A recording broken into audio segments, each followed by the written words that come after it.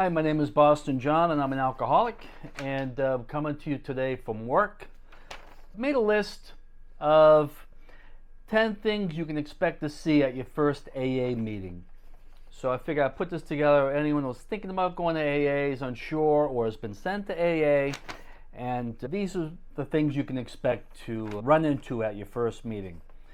Number one is that prior to the meeting, some people may come up and introduce themselves just to get to know you a bit.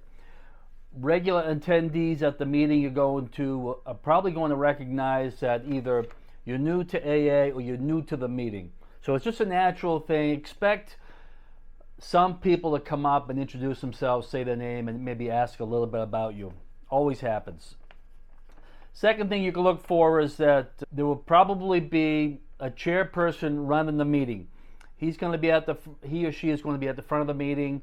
They may have a secretary person sitting next to them, and so they're going to run the meeting. So they may have a piece of paper like I do that they read off of, which is the format for that meeting.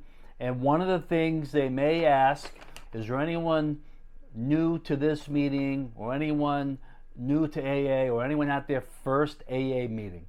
So at this point, it's not a rule. You don't have to put your hand up, but a lot of times put your hand up and introduce yourself. This is done so other people get to know that it's your first time being in a meeting. Everyone else in that room has had the experience of being at their first AA meeting.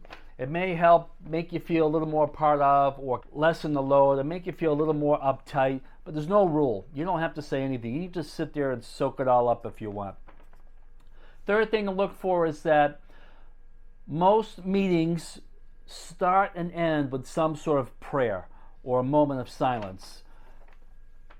This would depend on what the people decided to have for their particular meeting. But most of the time, you're going to open up with a prayer and close with a prayer at the end. So look for that. Number 4 is there's going to be some reading done in the meeting. Typically, it's done in the beginning of the meeting. You're going to have the chairperson reading off a format like I'm doing here. Also, this particular meeting may do a series of readings before the meeting. So the chairperson may pass out pieces of paper like this to people, or may hand them a book, and there will be different things read depending on the meeting before the meeting to set the topic, or just a formality to start that meeting. Fifth thing you might see is the chairperson will ask another person in the group to give out chips to celebrate milestones of sobriety. So what will happen is somebody will come up and they will stand in front of the meeting or sit there and ask about, does anyone have 1 month or 2 months or 3 months, and ask also if anyone has a series of years in the program. And when that happens, they may have a little token or a chip for them. And so that person will come up. There may be some clapping and hugging and all the rest of it. It happens often in meetings. Also during that time, whenever there's a presentation of chips, inevitably at some point they're going to ask again, does anybody have anywhere from 24 hours to 29 days, a newcomer? They usually are going to give out a newcomer chip. This is another opportunity for you to put your hand up and introduce yourself as new, and also get a little 24-hour medallion celebrating your beginning of recovery. So expect to see that. Number 6, this is probably standard in every meeting, coffee. There's going to be coffee and sometimes some sort of food or other drinks there, but always coffee. So if you're sitting there, feel free to just go up, make the coffee however you like it. It's probably going to be powdered cream or not flavored or anything like that, but you're going to have coffee there. Go up, make yourself a cup. No problem with it. You don't have to ask anyone. And also, a lot of times during the meeting, somebody in the group will get up, grab the coffee pot, and go around and fill other people's coffee. So don't be self-conscious about getting up, getting yourself a coffee, and sitting there and just trying to relax. Number 7 is, depending on what type of meeting you go to, there are going to be different styles or different ways the meeting is done. For example, there's something called a speaker meeting, which is the chairperson starts to run the meeting, and when he's done doing the readings and maybe giving away chips or whatever, they will introduce a speaker, and that speaker will speak for the duration of the meeting. That's a speaker meeting. Another type of meeting you may run into is speaker discussion, where one person will speak in the beginning for 10 or 15 or 20 minutes. Typically meetings last an hour. So he'll speak, or he or she will speak for 10 or 15 or 20 minutes, talk about their experience in AA, how they got there, what they did, and how things have changed since they gotten into AA. After that speaker is done, typically the meeting will be open for other people to put their hand up and share themselves. A lot of times meetings don't have where you put your hand up. You just simply introduce yourself, say, hi, my name's John, I'm an alcoholic. Everyone will go, hi, John, and then you begin your share. Probably the most common meeting you'll run into is the open discussion meeting, which is chairperson opens up the meeting, they do literature. A lot of times a topic is chosen by somebody, or somebody will read something specifically that will be the topic of the meeting. And at that point, the meeting will be open after all those formalities, and people will begin to share, either again by a show of hands or just by interjecting and introducing themselves. Or sometimes there are other types of meetings where it's an open discussion, but instead of putting a hand up, whoever shares may pass to someone specific afterward. So there's a chance you could be sitting in an AA meeting, in that type of meeting, and you may get called on. If you're at your first AA meeting, it could be pretty nerve-wracking. You're not obligated to share. You're not obligated to call yourself an alcoholic. You can just say, hello, my name is John, and I choose not to share today. And then the chairperson will move on, will thank you, and move on and call someone else. Or you're welcome to just share and say, tell people why you're there. My name's John, I think I have a drinking problem, so I decided to come to AA. Or my name is John, I got into trouble, I got a DUI, they sent me to these meetings, and I don't really want to be here. When in doubt, tell the truth.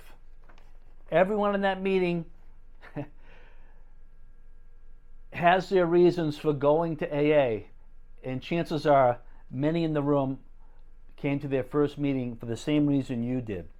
Number 8 is again about the sharing in a meeting. You may be called on to share by the chairperson.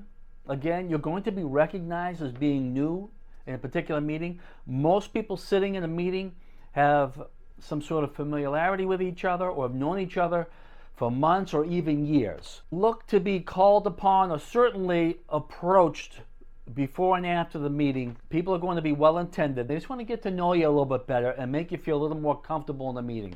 So number 9 is, as you're sitting there in the meeting listening to people share, you're going to hear God and spirituality probably discussed in the meeting by one or more people.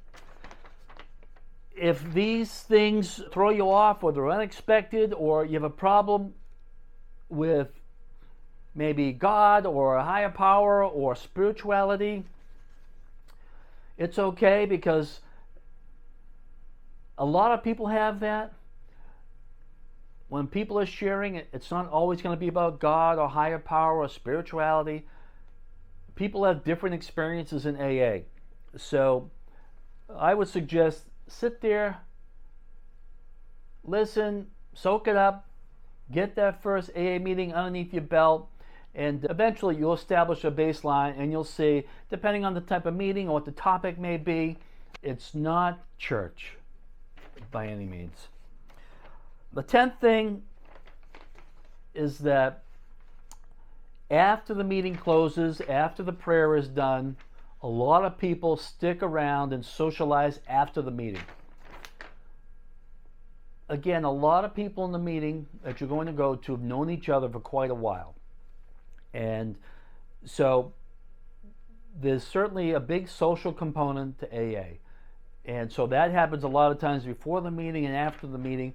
And after the meeting, it gives people an opportunity to talk about maybe somebody shared in the meeting, somebody had a question, or somebody had a similar experience. So a lot of times people will get together and talk after the meeting, or sometimes people haven't seen each other in a while. And as crazy as it sounds, sometimes you may go to your first meeting and you may recognize people.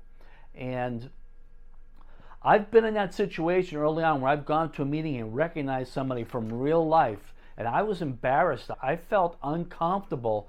Looking back on that, I understand why one would feel uncomfortable, but also understand that person that you may know in real life sat in the meeting just like you did and went to their first meeting or was early in recovery, and they probably felt the same way and were going through the same things you're doing. So maybe use it as an opportunity to say hello and break the ice, and you may realize you have a little more in common with this person than you thought, or they were a little different than you thought, and maybe you didn't know them that well in real life. Sometimes AA meetings in the program can bring people together who normally wouldn't meet or interact. Those are my 10 things to look for in your first AA meeting. The big thing is to make it there, sit there, get through it, and just try and listen and see what people have to say. And then if you have it in you, try and maybe talk to some people afterward. They'll let you know about other meetings, and they may give you literature or a book or a schedule or tell you about other meetings. So if you got it in you, listen, talk to some people. If you get called on, feel free to share. Get yourself a coffee and relax as much as you can. Anyway, thank you. Have a good rest of your day.